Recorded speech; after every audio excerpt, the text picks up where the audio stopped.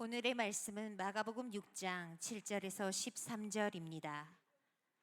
12 제자를 부르사 둘씩 보내시며 더러운 귀신을 제어하는 권능을 주시고 명하시되 여행을 위하여 지팡이 외에는 양식이나 배낭이나 전대에 돈이나 아무것도 가지지 말며 신만 신고 두 벌 옷도 입지 말라 하시고 또 이르시되 어디서든지 누구의 집에 들어가거든 그곳을 떠나가기까지 거기 유하라. 어느 곳에서든지 너희를 영접하지 아니하고 너희 말을 듣지도 아니하거든 거기서 나갈 때에 발 아래 먼지를 떨어버려 그들에게 증거를 삼으라 하시니 제자들이 나가서 회개하라 전파하고 많은 귀신을 쫓아내며 많은 병자에게 기름을 발라 고치더라. 아멘. 여러분, 헌금송을 들으시면서 어떤 마음이 드셨습니까? 행복하셨습니까? 네. 우리 소망부 어르신들께서 우리에게 웃음도 주시고 또한 몇몇 분들은 또 감동의 눈물을 흘리게끔 해주시기도 하고 너무 귀한 찬양이었습니다. 그 주일학교 아이들이 여기 나와서 월십을 하고 찬양을 할 때 우리 부모님들께서 전부 다 나셔서 스마트폰 꺼내서 내 아들, 내 딸 이렇게 찍는 모습들 혹 보신 적 있으신가요? 오늘 소망불 찬양을 하는데 아들이 어머니 권사님을 촬영하려고 스마트폰을 꺼내가지고 연신 촬영하는 모습을 보는데 그 또한 너무나도 아름답구나라는 생각을 해보게 됩니다. 우리 사랑하는 어르신들, 우리 사랑하는 부모님들 생각하면서 우리 이렇게 한 번 더 인사했으면 좋겠습니다. 먼저는 좌우 인사할 때에 오늘 너무 고우세요 한번 인사하겠습니다. 너무 고우세요. 네. 한 번 더 인사할 때에 내일은 더 아름다우실 겁니다. 네, 여러분, 내일은 더 아름다우실 겁니다. 네, 우리 앞에 인사를 했지만 우리 다시 한번 내 부모님, 우리의 어머니, 아버지를 생각하면서 우리 소망부 어르신들을 또 앞에 바라보면서 두 손을 펼쳐서 이렇게 한번 인사할게요. 권사님, 장로님, 집사님 건강하세요. 한 번 더 인사하겠습니다. 권사님, 장로님, 집사님 건강하십시오. 건강하십시오. 우리 박수로 한번. 네. 알겠습니다. 너무너무 감사합니다. 흰 옷을 입고 나온 천사들이 찬양하는 것 같았어요. 참 얼마나 귀한지 모르겠습니다. 여러분들, 우리도 주님 불러가시는 그날까지 끝까지 찬양하는 자들, 예배하는 자들 되기를 간절히 축복합니다. 아멘. 여러분, 오늘 말씀은 예수님께서 제자들을 부르시고 또한 파송하는 장면입니다. 제자는 주님의 초청을 받은 사람, 주님께 부름을 받은 자들, 그들이 바로 제자들이지요. 예수님께서는 제자들을 부르실 때 단체로 부르지 않습니다. 자, 상계 일동 나와라. 이렇게 상계 일동 주민들을 한꺼번에 부르지 않으세요. 상계 일동 안에서도 여러 가지 아파트 단지들이 있겠지요. 그 중에 대망 드림힐 나와라. 이렇게도 부르지 않으십니다. 그럼 어떻게 부르실까요? 예수님께서는 상계일동, 그 중에 대망 드림힐, 그 안에서도 백일동, 그리고 906호, 그 집에 살고 있는 네 사람 중에서 한 명, 김은규 너 나와라. 이렇게 꼭꼭 집어서 개인적으로 찾아와 주시고 만나 주시고 부르신다라는 것입니다. 주님께서는 여러분 한 분 한 분도 오늘 이 자리 직접 불러주시고 만나주시고 함께해 주실 것입니다. 이렇게 하나님께서는 우리를 부르시는 이유와 목적이 있는데요, 먼저는 주님을 예배하기 위하여, 주님을 찬미하기 위하여 부르십니다. 사도행전 2장 46절 47절 말씀, 모이기에 힘썼던 초대교회를 볼 수 있는데요, 함께 읽어보도록 하겠습니다. 날마다 마음을 같이하여 성전에 모이기를 힘쓰고 집에서 떡을 떼며 기쁨과 순전한 마음으로 음식을 먹고 하나님을 찬미하며 또 온 백성에게 칭송을 받으니 주께서 구원받는 사람을 날마다 더하게 하시니라. 아멘. 여러분, 마음을 같이하고 모이기에 힘쓰고 떡을 떼며 하나님을 찬미하며 주님을 찬미하고 예배하기 위하여 초대교회가 이렇게 모였다는 것이죠. 우리 교회도 여러분, 주일이고 평일이고 주님을 찬미하기 위하여 모이기에 힘쓰는 교회가 되기를 소망합니다. 뿐만 아니라 모였을 때는 주님께서 베풀어 주시는 기쁨이 넘쳐 흐르고 감사한 일들이 쌓여가는, 그것을 나누어 주고 베풀어 주는, 함께 서로 교제하는, 떡을 떼는 그런 행복한 교회가 되기를 소망합니다. 뿐만 아니라 하나님께서 우리를 부르신 두 번째 목적은요, 세상으로 다시 보내기 위하여 부르십니다.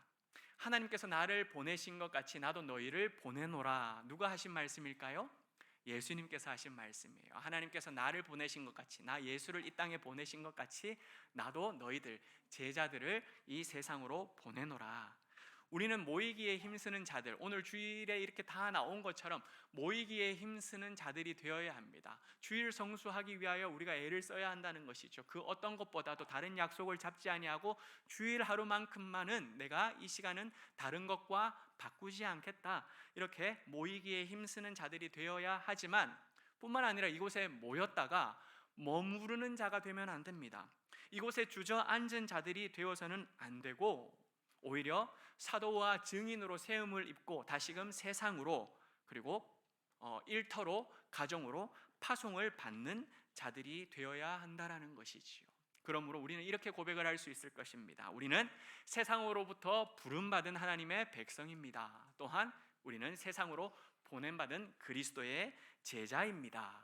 여러분, 복음을 증거하기 위해 세상으로 파송받은 그리스도의 제자로서의 삶을 살아가는 것이 바로 우리의 정체성이라는 사실을 기억할 수 있었으면 좋겠습니다. 그런 차원에서 사랑하는 여러분, 함께 우리가 이 고백을 고백해 볼까요? 시작.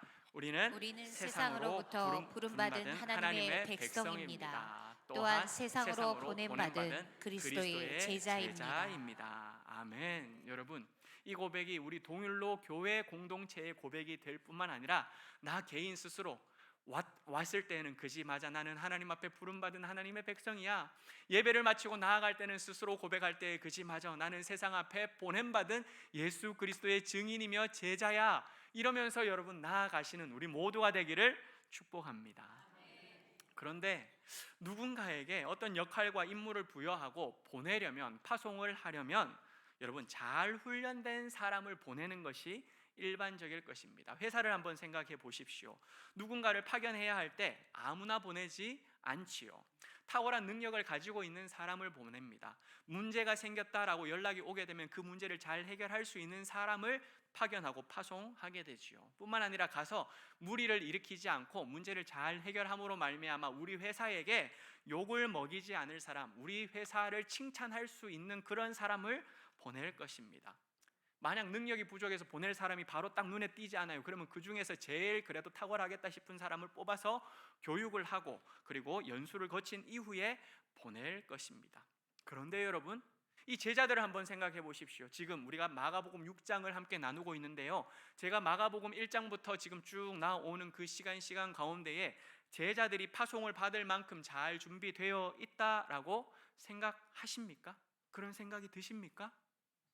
저는 마가복음 6장까지 오면서 예수님께서 제자들을 따로 부르거나 훈련하는 시간을 가지거나 따로 교육을 하고 양육했던 그런 시간들, 그런 장면들을 본 기억이 없는 것 같습니다. 만약 훈련된 것이 하나 있다라고 한다면 복음 전하는 일이 꽃길을 걷는 것은 아니구나, 야, 참 험난한 길이구나, 쉽지 않구나, 이 사실 하나는 배울 수 있었을 것입니다. 어디에서요? 지금 우리는 마가복음 6장 7절부터 읽었는데요, 그 바로 앞에 1절부터 6절까지의 내용을 보시면 예수님께서 고향으로 방문하는 일정이 나옵니다. 그런데 혼자 가시는 것이 아니라 제자들을 데리고 가지요. 병자들을 낫게 해 주셨던 예수님, 바람과 바다를 잔잔하게 만드셨던 예수님, 전하는 말씀마다 그 이야기를 들었을 때, 말씀을 들었을 때 사람들의 반응은 어땠습니까? 기이하다, 놀랍다, 대단하다, 뜨거운 반응이었습니다. 호응이 아주 대단했다는 것입니다.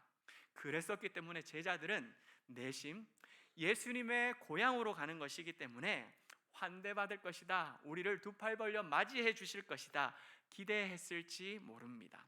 그러나 사람들은 어떻게 반응하지요? 오호, 그가 가르치는 것이 도대체 어디서 얻은 것이냐? 그가 행한 이 권능들은 어찌 됨이냐? 이 사람이 아니 마리아의 아들 목수였지 않느냐, 뿐만 아니라 그의 형제들, 가족들은 지금 우리와 여기 함께 살고 있는 것 아니냐. 이 도무지 예수님을 이해할 수 없다. 미친 것은 아닐까? 이상한 것에 기운을 받은 것은 아닐까? 사탄의 노예가 된 것은 아닐까? 이러면서 예수님을 배척해 버린 것이지요. 제자들은 사람들이 예수님을 믿지 아니하고 예수님께서도 그곳에서 권능을 행할 수 없는 그 모습을 보면서 너무나도 당혹스러워 했습니다. 이 일을 통하여서 제자들이 배운 것이 하나 있다면 무엇이라고요? 아하, 복음 전하는 일은 쉬운 일이 아니구나. 야, 복음 전하는 것은 고향에서도 가족들에게도 배척받는 일이구나. 심지어 예수님께서도 핍박을 받고 예수님께서도 제대로 권능을 베풀지 못하기도 하시는 험난한 길이구나. 이 사실 하나는 배웠을 것입니다. 여러분, 우리도 마찬가지입니다. 복음을 전하는 일, 우리는 세상으로부터 부름받은 하나님의 백성이고 또한 세상으로 보냄받은 그리스도의 제자라는 이 정체성을 가지고 세상 앞에 복음을 전해야겠다라고 다짐하고 결단할 때에 가장 먼저 막히는 대상이 여러분 누구들이던가요? 누가 가장 복음을 듣기 싫어하고 또 나는 너나 이렇게 예수님 믿어라 라고 이야기하는 사람 1번이 도대체 누구이던가요? 가족들, 네, 부모님이고 자녀들이고 남편이고 아내이고 가족들이 그렇게 제일 앞장서서 거부하는 모습들을 우리가 느끼게 됩니다. 너나 잘 믿고 나까지 끌어들이지 마라. 누가 하는 말이죠? 가족들이 그렇게 이야기를 많이 해요. 부모님들이 이야기를 합니다. 아이고 나는 거절할란다, 나는 안 할란다, 너나 잘하는 거 내가 너 허락해 주는 것만 해도 감지덕진 줄 알아라. 그죠? 우리 부모님들께서 그런 이야기를 하기도 하십니다. 나는 나중에 당신 바지 가랑이 붙들고 천국 갈 테니까 지금은 좀 내비둬라. 이건 누가 잘하는 말이죠? 남편들이 이야기를 잘하는 것이죠. 맞아요. 참 너무 안타깝습니다. 바지 가랑이 붙들고 언젠가는 갈 테니까 내가 너 치맛자락 붙들고 갈 테니까 걱정하지 마라. 내가 죽을 날은 내가 계산하고 있다. 이러면서 하나님 만나는 걸 필차일 미루기도 합니다. 엄마가 날 위해 기도해 주는 것으로 충분해. 엄마 한 명, 우리 가족 가운데 대표로 한 명만 나가면 되지 뭘 둘도 나가고 셋도 나가. 됐어, 엄마 한 명이면 충분해. 날 위해 기도해줘. 그리고 나는 내 힘으로 살게. 철벽을 치는 누구들이 있습니까? 자녀들도 아들들도 있습니다. 참, 그럼에도 불구하고 사랑하는 여러분, 우리는 여전히 복음을 위하여 세상 앞에 보냄받은, 가정 앞에 보냄받은 예수 그리스도의 제자라는 사실을 놓치지 마시길 바랍니다. 우리는 보냄받은 자들이에요. 여전히 철벽을 치고 있는 그들을 향하여서 우리는 한결같이 보냄받은 자들이고, 여전히 구원받아야 할 우리의 부모님, 우리의 자녀들, 우리의 가족, 형제들을 위하여 보냄받은 자들이라는 사실입니다. 씨 뿌리는 비유를 기억하십니까? 씨를 뿌리면요, 중간 과정에는 어떤 일들이 일어나는지 우리는 잘 알고 있습니다. 그런데 성경에서는 그것을 쏙 빼버렸다라고 말씀드렸습니다. 중간 과정에는 비바람이 몰아칩니다. 병충해가 찾아옵니다. 뜨거운 햇빛으로 인하여서 식물들이 다 말라버리기도 합니다. 그렇게 끔찍한 일들이 중간 과정에 일어나지만 성경이 그것을 제외해버리고 씨를 뿌리면 열매를 맺는다라고 말씀하셨던 이유는 우리가 밤낮 자고 깨는 중에도, 우리가 다 알지 못하는 중에도 씨를 뿌리면 우리 하나님 여호와께서 자라나게 하시고 열매 맺게 해주시는 줄 믿습니다.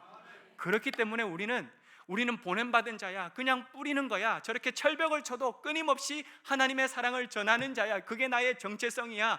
그 남편을, 그 부모님을 품는 게 나의 사명이야. 이렇게 생각하며 나아가야 한다라는 것이지요. 그러므로 내가 지금 선 곳이 주님께서 보내신 곳임을 우리는 기억하며 주부로서, 남편으로서, 회사원으로서, 직장의 직원으로서, 그리고 또 캐셔로서, 사장으로서, 또한 어머니로서, 아버지로서, 또한 아들로서, 딸로서, 자녀로서 우리가 감당해야 할 일들을 오늘 나에게 맡겨주신 사명이라고 생각하면서 오늘 하루도 책임감 있게 하루하루 살아나가는 것, 이것이 바로 우리가 감당해야 할 사명인 줄 믿습니다. 그렇게 힘있게 그 사명 붙들고 뚜벅뚜벅 걸어가는 우리 모두가 되기를 간절히 바랍니다. 예수님께서는요, 이렇게 제자로서의 삶을 살아가려고 하는 자들에게 그냥 보내지 않으세요. 예수님께서는 제자들을 보내시면서 그냥 보내지 않으셨다라는 것입니다. 귀신을 제어하는 권능을 주셨습니다.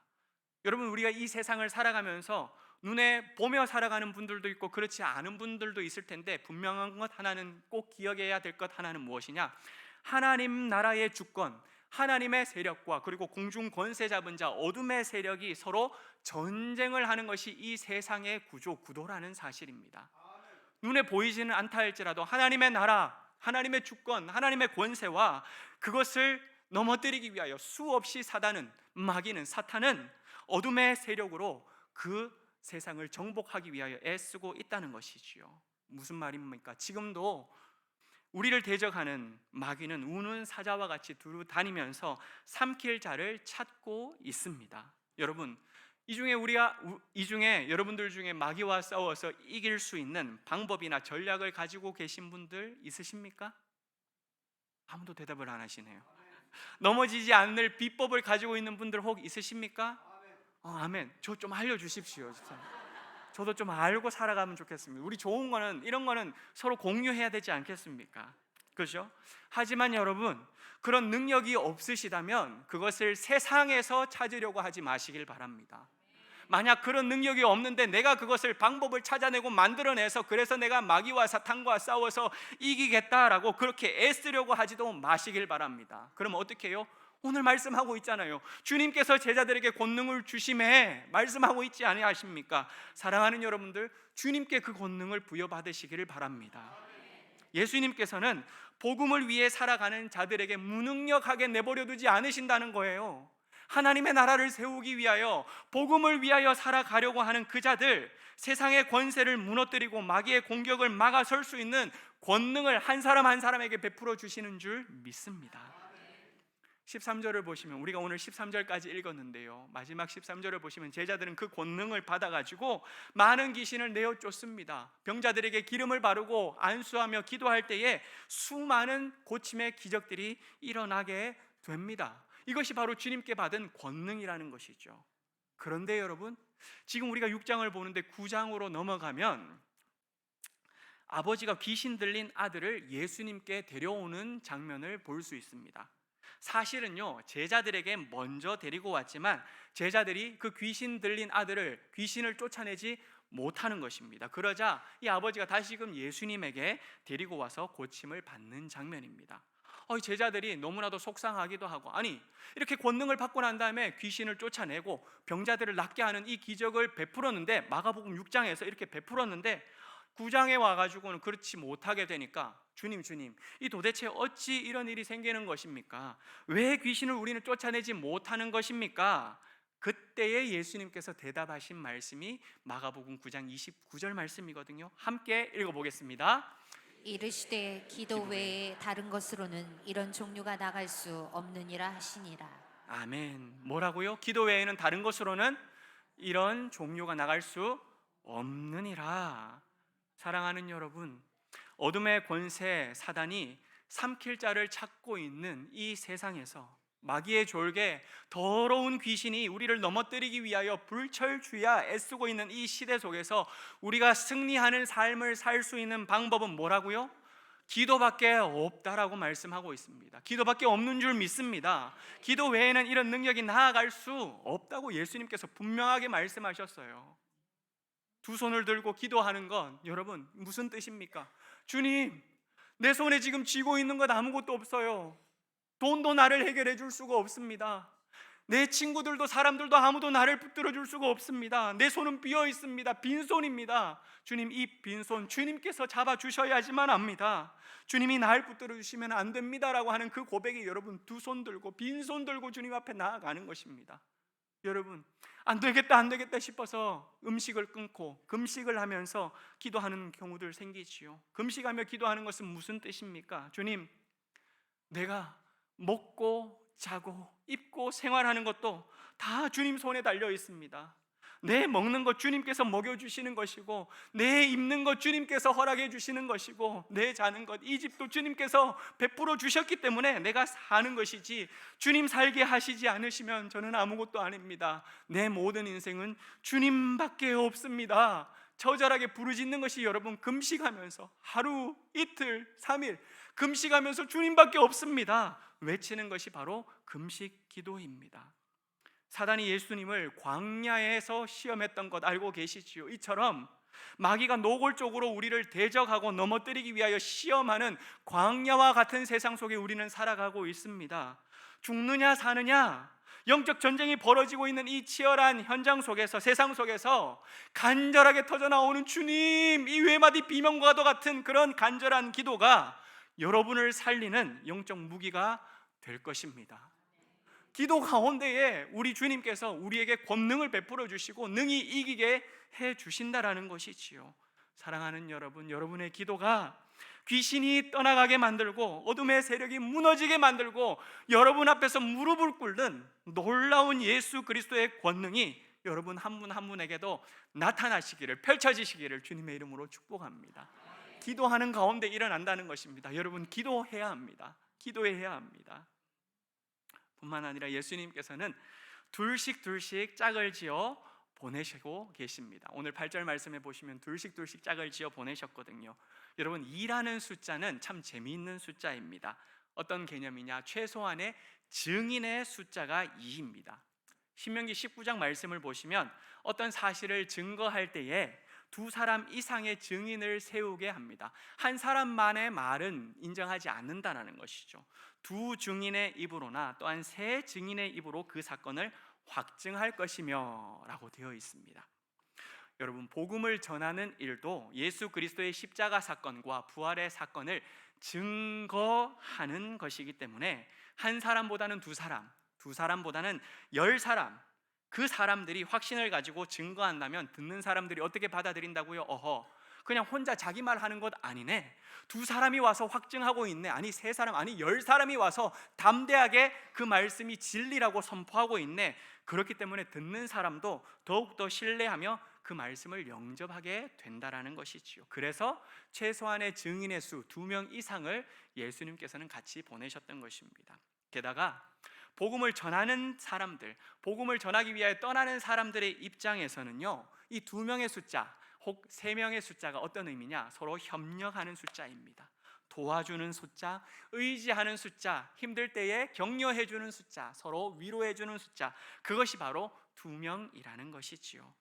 한 사람이면 패하겠거니와 두 사람이면 서로 맞설 수 있나니 세 겹줄은 어떻게 된다고요? 쉽게 끊어지지 아니하느니라. 아멘. 두세 사람이 내 이름으로 모인 곳에는 어떻게 해요? 나도 그들 중에 있느니라. 아멘. 두세 사람이 예수 그리스도 이름으로 모이는 그곳에는 나도 그들과 함께 할 것이다 라고 주님께서 약속해 주고 있다는 것이지요. 여러분, 혼자 애쓰는 것보다 여러 사람이 함께 일하고 많은 사람이 함께 기도하면 더 힘이 납니다. 그렇습니까? 안 그렇습니까? 그죠? 일이라고 하는 것이 작은 일이에요. 3명만 모여서 할 수 있는 일도 3명 모여서 하는 것보다 5명이 모이고 6명이 모이면 사실 모여서 할 것이 별로 없어도 와서 그냥 함께 해주기만 해도 더 힘이 납니다. 더 즐겁습니다. 일도 빨리 끝납니다. 때로는 일이 늦게 끝나도 상관없어요. 모였다는 것 자체로만으로도 서로에게 힘이 되는 줄 믿습니다. 여러분, 교회라고 하는 말은, 이 교회 공동체는요, 다른 말로 하면 가족이라고 말할 수 있습니다. 우리는 영가족이에요. 찬양을 하는 성가대 대원, 찬양대 대원도 10명이 하는 것보다는 20명, 20명이 하는 것보다는 40명, 훨씬 더 많은 사람들이 모여서 여러분, 소리가 안 나와도 상관없어요. 내가 못하는 소리는 옆 사람이 다 눌러줍니다. 그렇게 함께 찬양을 하게 되는 영가족이 되면 함께 모이고 함께 마음을 합하여 찬양하고 기도하며 서로를 위하고 세워주는 것, 이것이 바로 교회라는 것이지요. 저는 여러분들이 동일로 교회 안에서 믿음의 동역자들을 만나실 수 있기를 축복합니다. 여러분, 여기서 신앙생활을 1년을 하고 3년을 하고 5년을 하는데 내 옆에는 아무도 믿음의 동역자가 없어, 함께 중보기도 할 사람이 아무도 없어. 여러분, 그러지 않기를 간절히 소망합니다. 영가족 안에서, 믿음의 공동체 안에서, 이 교회 안에서 정말 끈끈하게 연을 맺을 수 있는, 하나님께서 그렇게 맺어주시는 그런 믿음의 동역자, 영적 동지를 동일로 교회 안에서 만나실 수 있기를 간절히 축복합니다. 예수님께서는요, 이 제자들을 파송하면서 전도 여행 기간에 지켜야 할 원칙을 알려주셨습니다. 여러분, 단기 선교, 우리 교회도 지난 겨울에 단기 선교를 다녀왔고 이번 여름에도 또 단기 선교를 우리 중고등부 친구들이 떠날 것입니다. 단기 선교를 가보신 분들 혹 계실까요? 선교를 간다라고 이야기할 때 어떻게 준비하십니까? 대체적으로는 선교를 갈 때 여행 가는 것처럼 바리바리 싸들고 갑니다. 그 이유가 있습니다. 이유 없이 싸들고 가는 것이 아니시요, 선교를 하러 가는데 그래도 나눠줄 것이 있어야지, 먹여줄 것이 있어야지, 그리고 손에 잡아줄 수 있는 것, 쥐어줄 수 있는 것, 그거 하나 정도는 있어야지, 그래야 복음을 전하면서 전도를 하면서 말씀이 들어갈 것 아니냐, 우리는 그렇게 생각하고 선교를 준비합니다.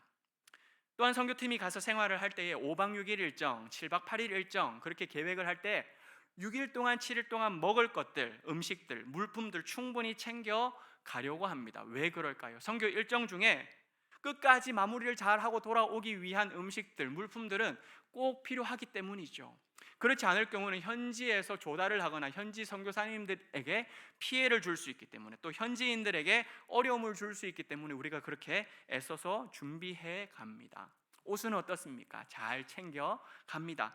물론 패션쇼를 하기 위하여 가는 것은 아닙니다. 여행이 아니기 때문이죠. 뭐 모자를 쓰고 선글라스를 끼고 그리고 또 막 멋진 옷들을 샤랄라 하면서 입고 가는 것은 아니다 할지라도 그래도 넉넉한 옷들을 가지고 갑니다. 왜냐?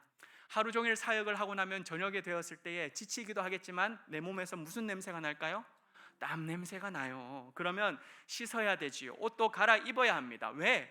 다음 날 또 새롭게 만날 현지인들, 전도해야 할 대상들이 있기 때문에 그들에게 불쾌감을 주지 않기 위하여 옷을, 여벌 옷을 가져가는 것, 이것이 바로 전도의 기본 아닌 기본이라고 생각할 것입니다.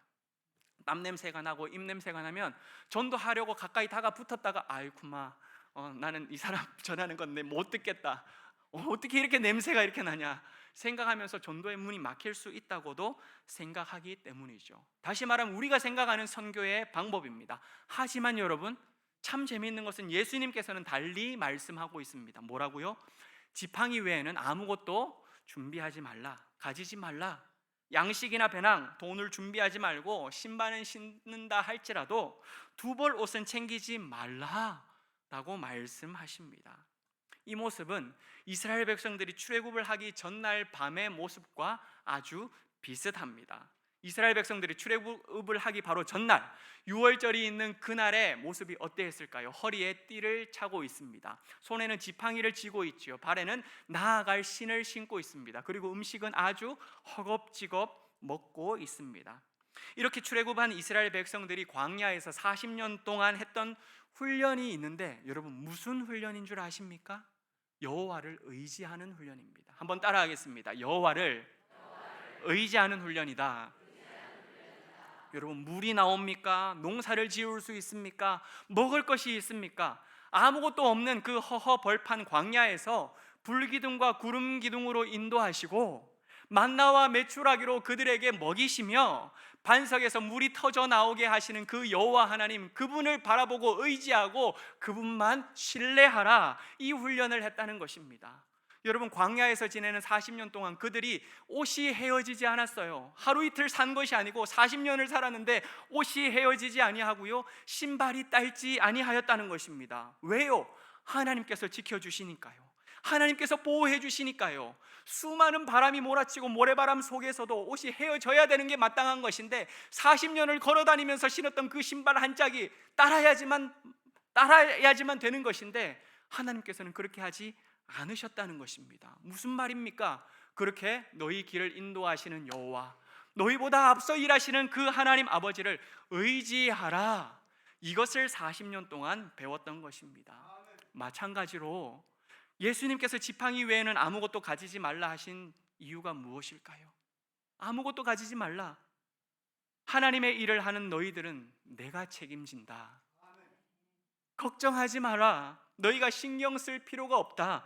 내가 너를 지켜줄 것이다. 너희가 전도하는 그 현장에서 너희를 먹이고 입히고 쉬게 할 합당한 사람들을 내가 너희 옆에 붙여줄 것이다. 이미 예비해 놓았다. 너희는 가기만 하면 된다. 만나도록 할 것이다. 그러니 나를 신뢰하고 의지하고 나아가라 말씀하시고 있다는 것이지요. 여러분, 8절에 보시면요, 여행을 위하여 아무것도 가지지 말라 이렇게 말씀하는데, 이 여행이라고 하는 단어는요, 길이라는 단어, 여정이라는 의미로 사용됩니다. 찬양 중에 나의 가는 길 주님 인도하시네 라고 하는 찬양 알고 계시죠? 거기서 나의 가는 길 할 때 그 길을 뜻합니다. 내 인생의 여정이라는 표현을 할 때에 사용하는 여정이라는 단어가 바로 이 여행이라는 단어와 매치된다는 것이지요. 다시 말해서 예수님께서 이 제자들을 보내는 여행은요, 단순히 비전 트립, 단기 선교, 전도 여행에 국한된 것이 아니라 복음을 전하며 살아가는 우리 인생의 여정, 삶의 인생길, 너희들이 나를 위하여 살아가는, 복음을 들고 이 세상 앞에 복음을 외치며 살아가게 되는 그 삶의 순간순간들을 뜻하는 단어가 바로 이 여행이라는 단어입니다. 예수님께서는 이러한 나의 인생길, 내가 살아가는 그 삶의 여정, 그 길에서 지팡이 외에는 아무것도 가지지 말라 우리에게도 말씀하고 있다라는 것이지요. 여러분, 무슨 뜻일까요? 무슨 뜻일까요? 내가 너의 아버지가 되어 주겠다는 것입니다.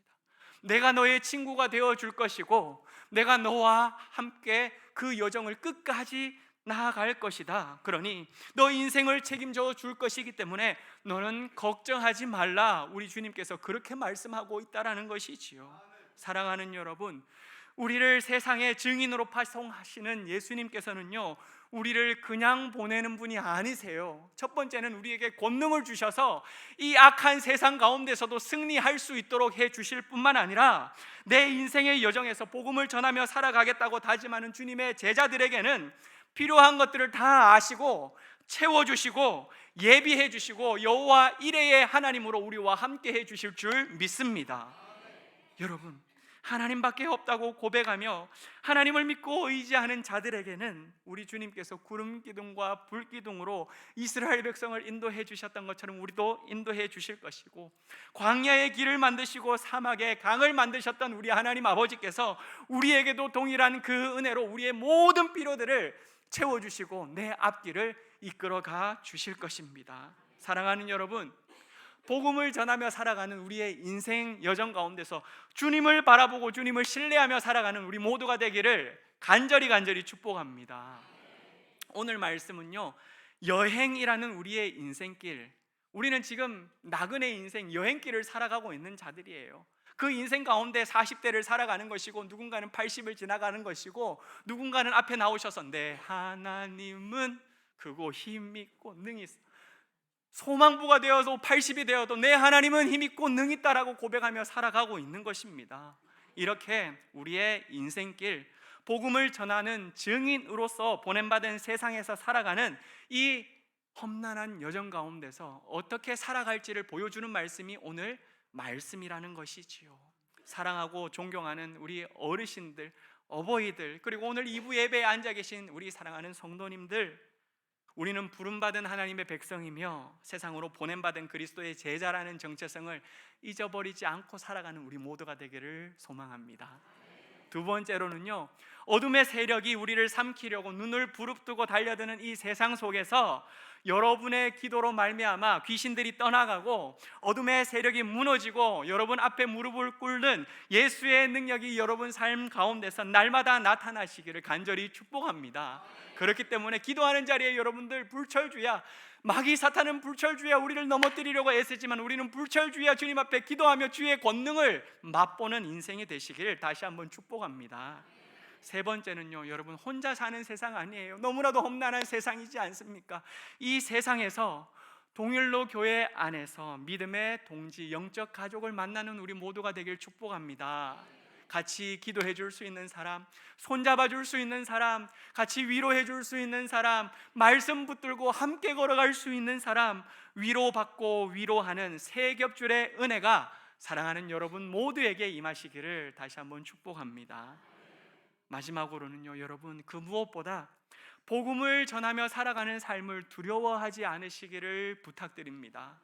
복음을 전하며 살아가는 삶, 교회 밖에 나아갈 때에 여러분 담대하게 나아갈 수 있었으면 좋겠습니다. 교회 올 때는 즐겁게 와요. 그런데 여기서는 너무 신나요. 너무 행복해요. 막 찬양해요. 막 방방 뛰어요. 그런데 교회 밖으로 나아가면서는 이렇게 나아가는 자가 아니라 오히려 나아갈 때 더 힘있게 나아가는 우리 모두가 되기를 축복합니다. 복음을 전하러 나아가는 것, 세상 두려워하지 아니하고, 왜요? 주님이 내 모든 필요를 채워주시기 때문에 지팡이 외에는 아무것도 가지지 말아라고 말씀하신 그 주님을 믿고 신뢰하면 주님께서 일 내실 것이기 때문에, 사랑하는 여러분, 복음의 증인으로 살아가는 걸 담대하게 결단하며 여러분 앞길 가운데 채우시고 그리고 공급해 주시는 그 하나님과 동행하는 우리 모두가 되시기를 주님의 이름으로 간절히 축복합니다. 여러분, 이것이 바로 교회 밖에서도 신자로 살아가는 삶의 모습이에요. 교회 안에서만 신자가 아니라 교회 밖에서 신자로 살아가는 자, 기도하는 자이고요, 동역자들과 함께 서로 위로하고 격려하고 축복하는 것이고요, 더 나아가서 하나님께서 내 인생을 다 채워주실 것이기 때문에 나는 세상 앞에서도 두려움이 없어, 부끄러움이 없어, 담대하게 나아가는 나를 통하여서 하나님께서는 하나님 나라를 세워 가실 거야. 우리 가정도 언젠가는 씨를 뿌렸으니까는 언젠가는 주님께서 열매 맺게 해주실 거야. 이렇게 선포하며 나아가는 세상의 증인으로 살아가는 우리 모두가 되시길 주 예수 그리스도 이름으로 간절히 축원합니다. 살아계신 하나님 아버지 감사합니다.